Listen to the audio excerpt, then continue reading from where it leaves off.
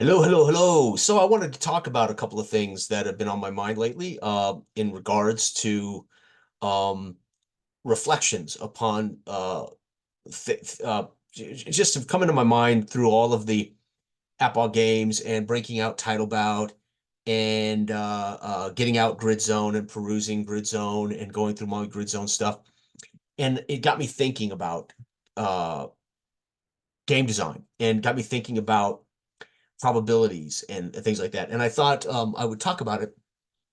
I'm not interested in the much of the conversation that occurs in the forums and occurs, I'm sure, in private about how we go about doing our thing. It's immature, it's childish, it's what insecure people do, right? They point at something and say that's bad form, or they want you to justify why you do what you do. And that's crazy. We're grown adult men, and I'm very secure in what I do and how I do it and why I do it the way I do it. But it's unfortunate that again we suffer many elitists in all hobbies, not just this hobby. It is just the nature of man, and most of it stems from insecurities in their own, their own idea of what they're doing and why they're doing it. So I won't get into, why I play a game the way I play it and that kind of thing. But I will get into what gaming is, tabletop gaming, and why I choose the games I choose to play. Not whether I choose to record statistics, not whether I choose to have accurate replays, or whether I choose to recreate perfect results. That's preferences, and that's your business, and go for it. I'm interested in game design, and because I am a game designer, but I'm also interested in game design because I love gaming. And when something comes across into my awareness, and I find myself going, what is it about this that I like?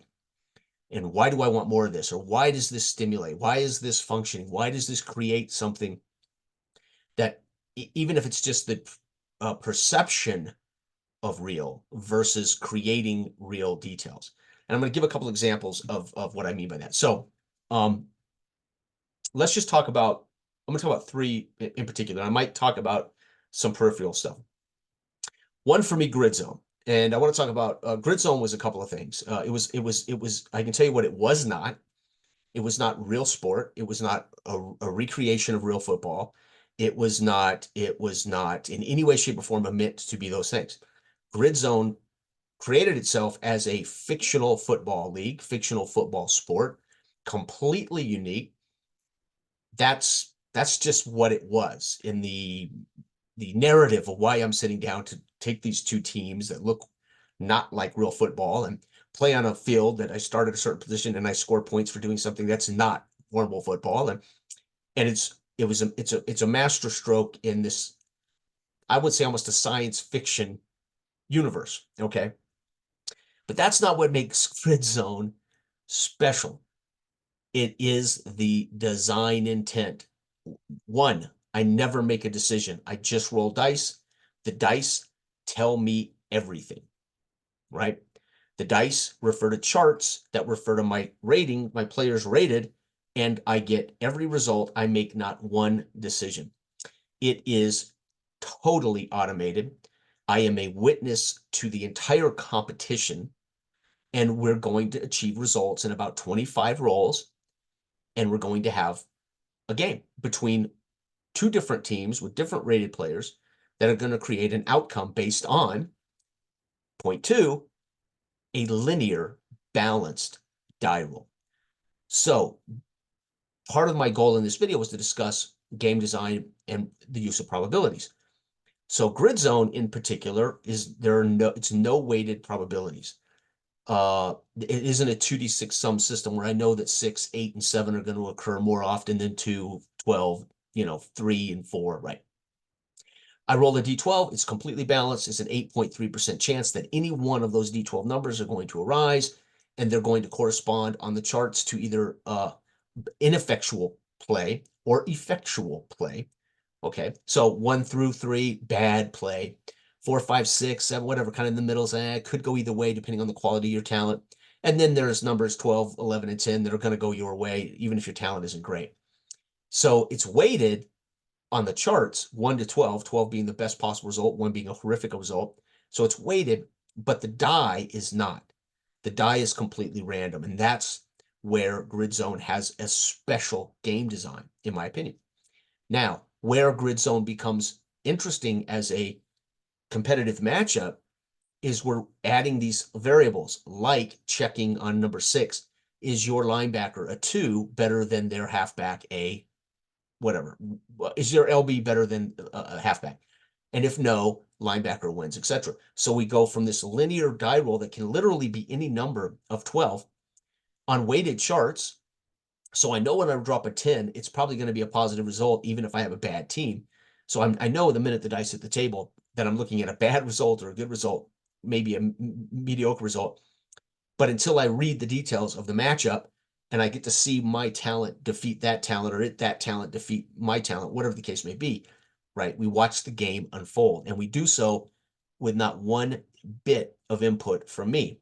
I roll the dice, I process the information, I watch the competition unfold.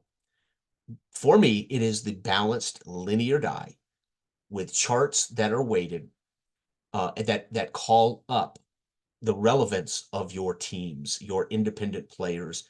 And then there's other factors like the PF factor, et cetera, which weight just your team, maybe having a better coaching staff, better weight room, better trainers, better backups. Who cares, right? The PF becomes this weighted thing that kind of values your intangibles of the quality of your team, your franchise. And to me, as a whole, Grid Zone is the single best tabletop sports game I have ever played. I don't care that it's not real sport. I don't care. I care that it is an achievement in game design. And although it may seem simple, and although it may seem, it is the sum total of what it does and what he asks you to do, which is nothing, right? We literally get to watch competition unfold, right? And it matters.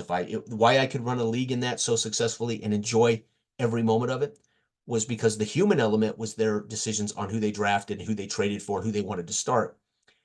Then we all sat down, rolled dice, and processed the action. We saw the competition. The human element was decision making for your roster. That became the strategy. That became the thing we like to do, and setting their play call device. And of course, I've talked about this, the Grid Zone play call system. Although I think Gary's admitted he didn't invent it, somebody else gave it to him, or somebody else kind of thought of it. I can't remember where it came from. That D6 play call system is a masterpiece. Again, would it work for every football game? No, but it works beautifully for Grid Zone. So that brings me to what I've been experiencing with Title Bout. And I've talked about this. My game uses a fast flash football. I designed it to have flash cards.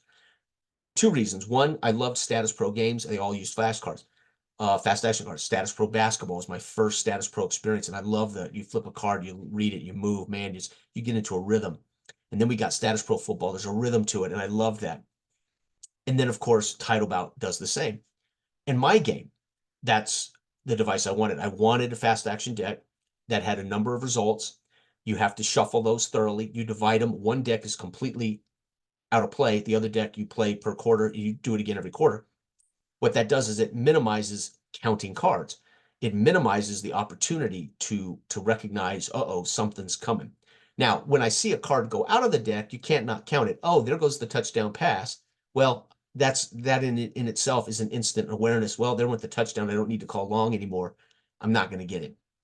So you can't not count cards in fast action games like, some of these games. But I made a remark the other day about the randomness and the probabilities of the Title Bout deck, and that you could shuffle every time if you wanted to. Well, that's a bad idea to reshuffle, right?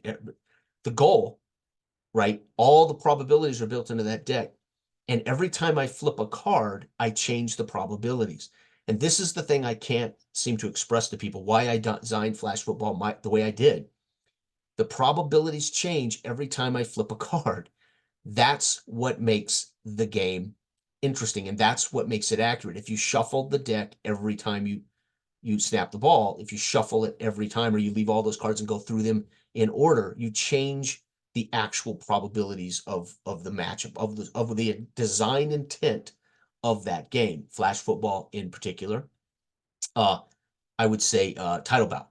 It tells you, shuffle them all, divide it, use one for one round, use the second for the other round, It doesn't say reshuffle them all and do it again, reshuffle them all, do it again.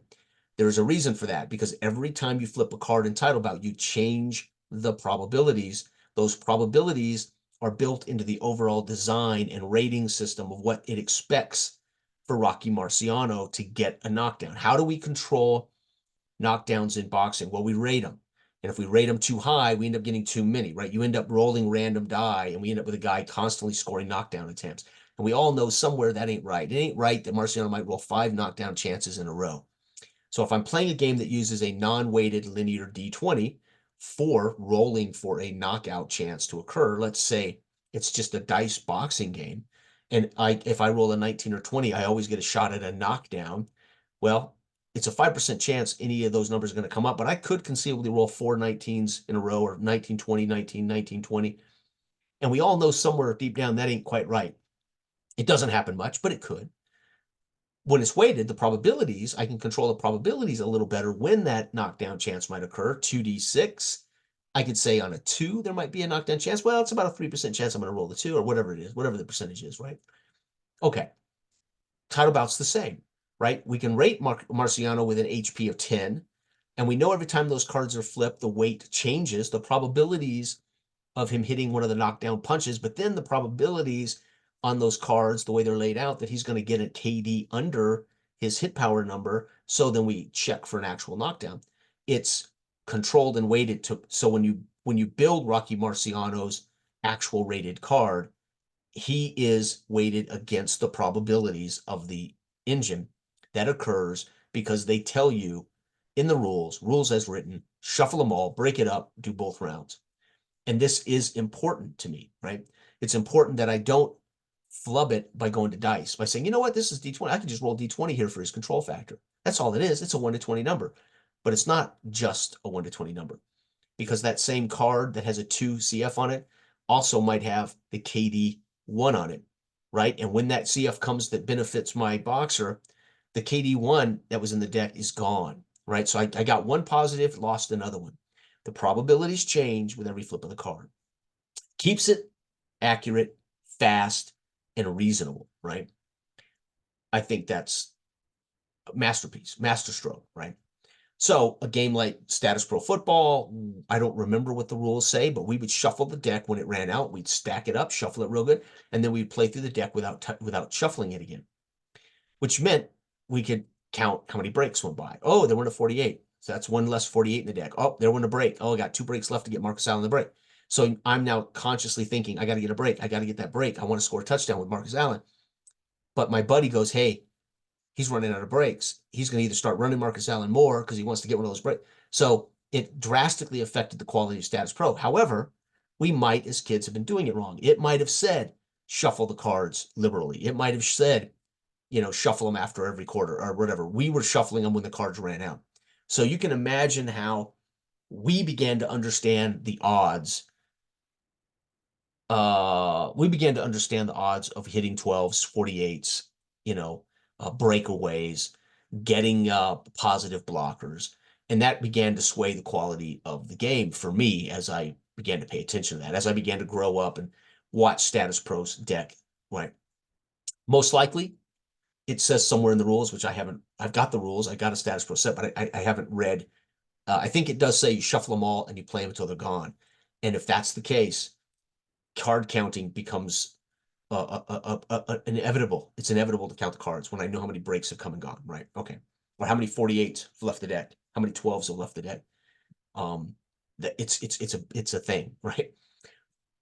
Status Pro Basketball, I can't remember. I think you shuffled it, used half the deck, and then you shuffled it for the second half of the quarter. If I remember right, because you used the cards were double-sided, and I think halfway through that deck for the quarter, you would shuffle them all again and do the second. I can't remember if you flipped them or what, but I remember Status Pro Basketball always feeling very random, controlled probabilities. But what I mean by random is I couldn't count the cards in Status Pro Basketball.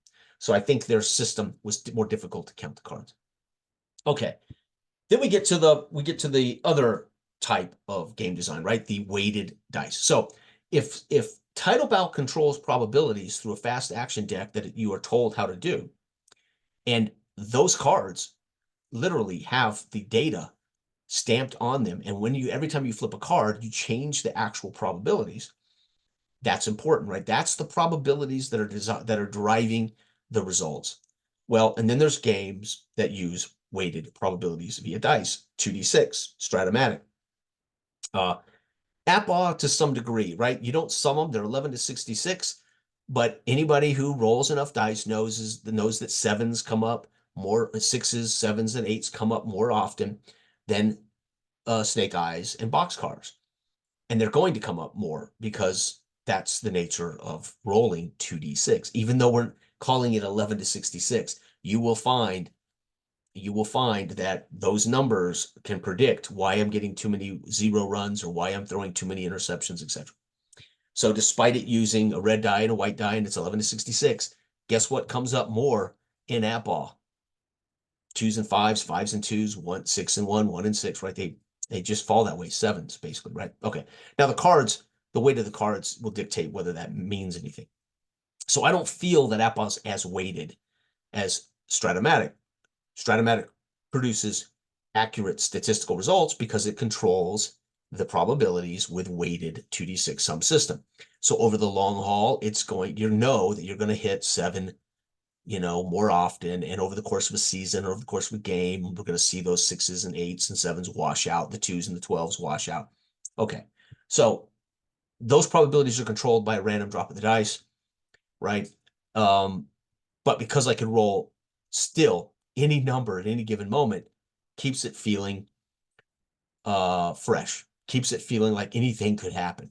When in reality, not anything can happen in Stratomatic football. There's a weighted probability that certain things will happen most of the time.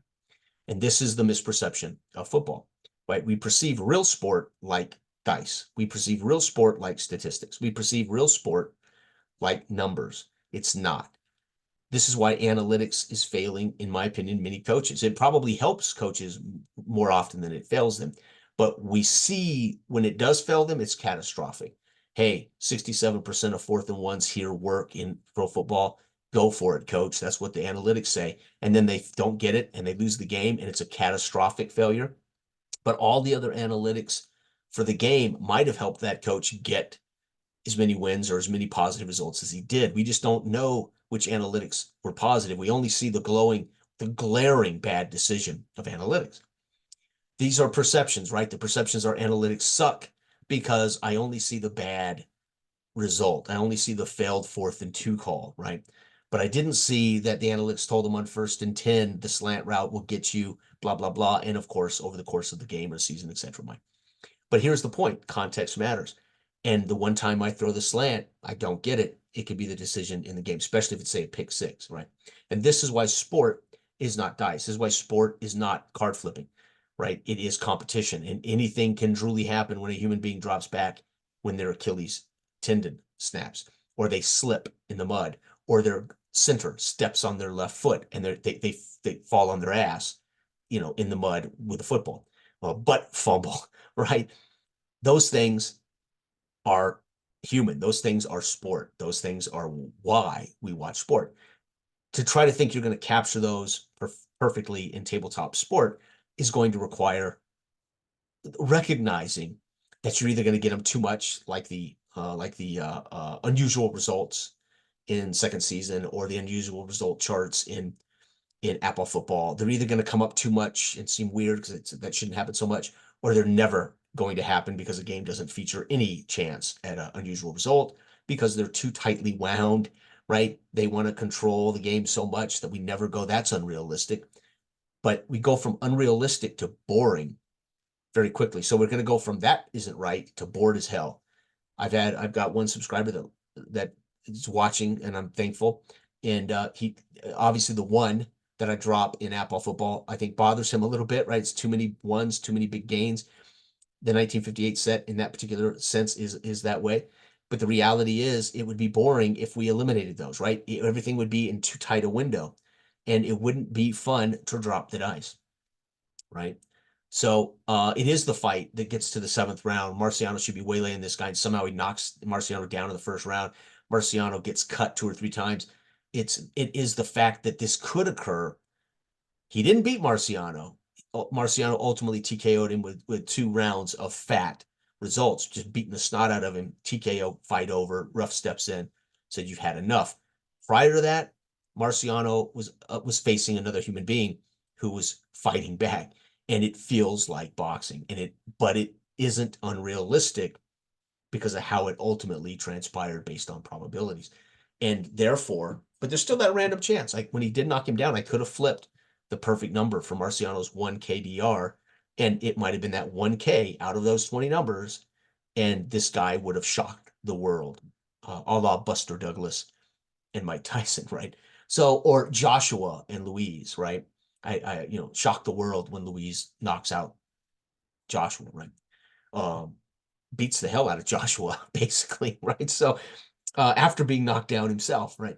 And this is why we love sport, because how did that happen, right? And then to see this guy overcome everything and beat Joshua, ultimately beat him, it's this is why we engage in sport, right? This is why we watch it. This is why we bet on it. This is why I don't bet on it, but this is why people bet on it.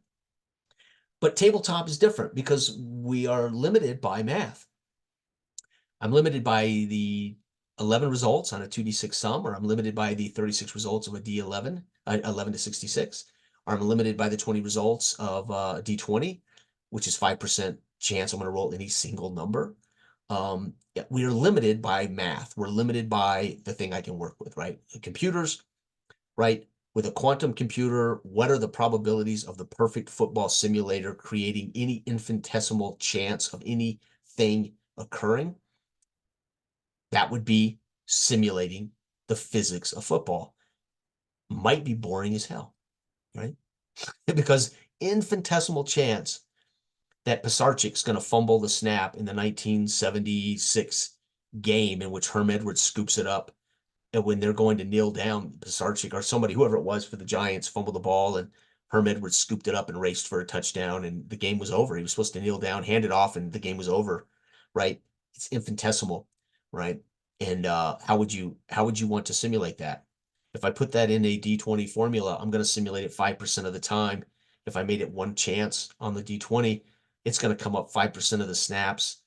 Anytime I drop the dice, that's going to be a problem. By the end of the game, I may have rolled 4 quarterback fumbles, so we need a larger percentage. And even D100 isn't a big enough percentage. Trust me, I've designed D100 football game, and you think, oh, it's a 3% chance I'm going to throw a touchdown with this quarterback on any given snap. You'd be surprised how many 3% you'll roll in a game that makes you question whether 3% is really accurate, right? It's accurate when we're breaking down the numbers at the end of the season on a stat line. Oh, he threw 3% of his passes were touchdowns. He threw 15 touchdowns in 500 attempts, but he doesn't have a 3% chance of throwing a touchdown. That just happens to be what the data tells us. But he really didn't probably have a 3% chance on every snap of throwing a touchdown, right? But the math gives us a window, right?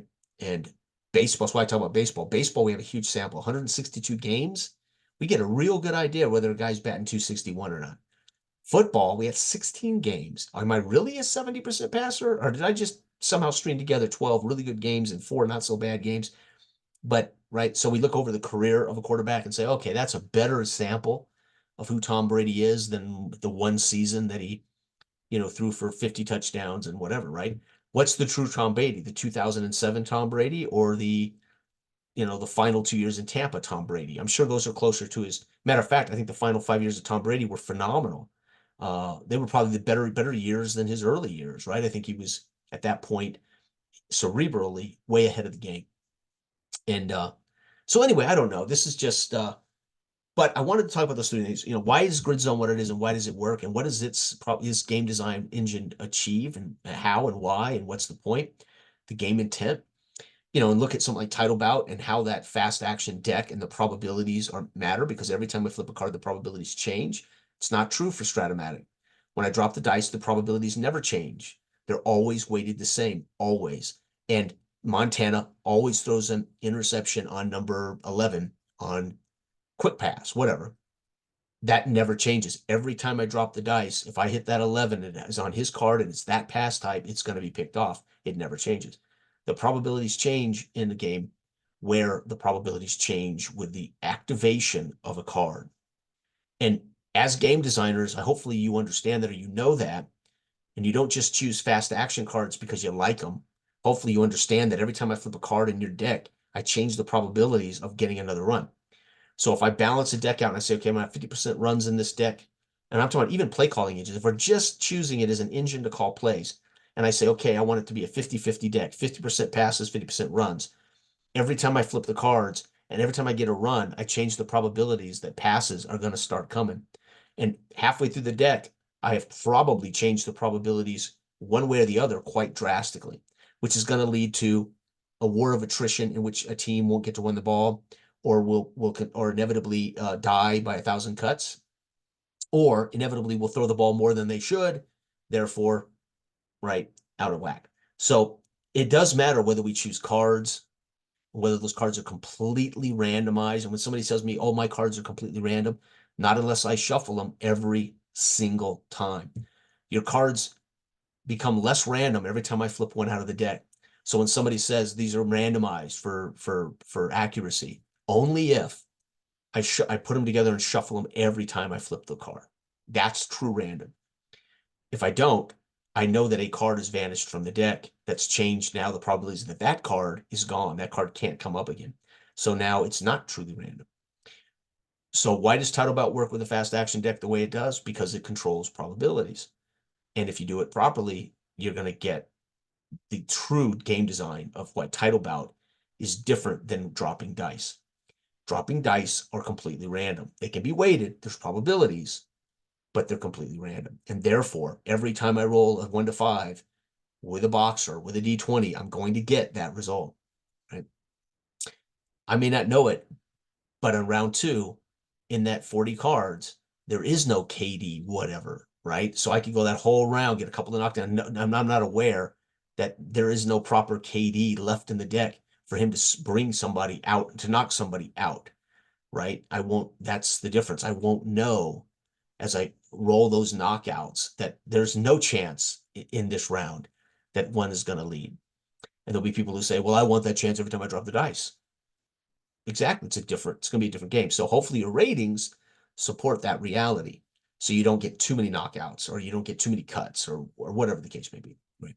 But despite whether I'm trying to get real or I'm trying to get right, and I've said this before, what I want is accurate representation of the sport. I want it to feel like the sport. I want it to feel like the competition. I want it to be recognizable. I want it to be believable.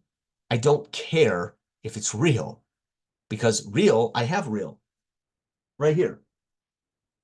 I don't want to play the 1976 Raiders and get real.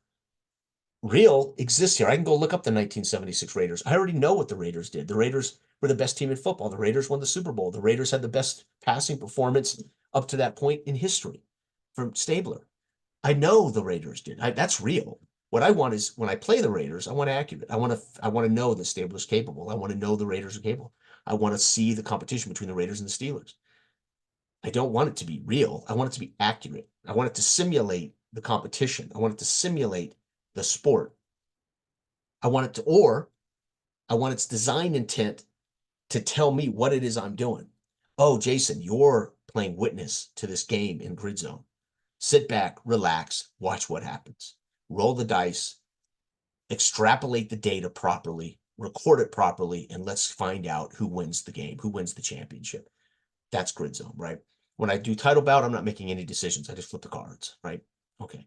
But I'm doing it for something else. I'm doing it to see the sport itself, the competition itself, the what if scenario itself, right? However, some games are saying, no, this is a gambling game. This is a risk reward game. I'm attempting, or it's a strategy game. I'm attempting to tic-tac-toe you, and you're attempting to tac-tic-toe me, right? And therefore, it's a strategy game. It's about, can I make you think I'm going to go left when I really want to go right? But then if I make you think right, and it's a guessing game. That's strategy. That's Nash's equilibrium, right? And there's levels that we add upon that base strategy that create greater variances in details. But again, those games are strategy games. They're match wits. They're not necessarily meant to be real, right? If I play apple football competitively against my brother and I have Bo Jackson, you can damn well bet I'm going to run Bo Jackson as much as I can get away with because I don't care about real. I care about winning against my brother because it's competition. He's my brother. He's my sibling. He's my older brother. He's a pain in the ass, and I want to whoop him, and I want to whip him with Bo Jackson and the Raiders because he's a Bronco fan, and that's all I care about. I'm not really concerned about whether I should run Bo Jackson 3 times in a row or not, right? He's going to have to key him. He's going to have to stop Bo Jackson. And it's a different game now. Now it's a competition between my brother and I using the only variables we can try to maximize effort, right? Jay Schroeder or Bo Jackson, what would you use? I would use Bo Jackson. I don't trust Jay Schroeder, right? Jay Schroeder. So this is tabletop sports are vast and varied and dynamic and amazing. And I think the game design intent is as much why you should be choosing Outlaw Baseball as whether it's real or replay or accurate or the best or the most accurate. There's a game design intent that's meant to impart a particular feeling as you drop the dice. It's meant to create a particular environment in which you're enjoying that hour of your time, right? And it strikes me that trying to make these games somehow simulate and confirm that the Raiders were the best team in 1976, because what I really want is confirmation that I'm spending my time wisely.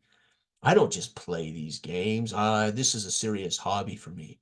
Bullshit. You're a grown man playing a children's game. So no matter how you try to justify it as a serious hobby, the reality is it's what you're doing, and either embrace it and enjoy it for what it is, because you're not going to convince other people that don't agree with why they're spending their time playing, right? I read a quip. I won't say where, making a remark about score generators. No fun for a score generator. I don't want a score generator. That's no fun. But it depends on what you're generating scores for. Am I generating scores because I want to see the ebb and flow of a team move through a season quickly and I want to see how their record comes out? The game is not me generating the score. The game is me generating 10 games. How you look at this stuff should inform your awareness of it. And when somebody makes those kind of remarks, they are, I hate to say, either insecure or they are completely bewildered by why I would choose to play a quick play game. Not for the one game, for the season in a matter of minutes, to fight a boxer's 30 fights of his career in a matter of minutes, because it's seeing the boxer's career unfold in a reasonable amount of time, not for the one fight against the first boxer.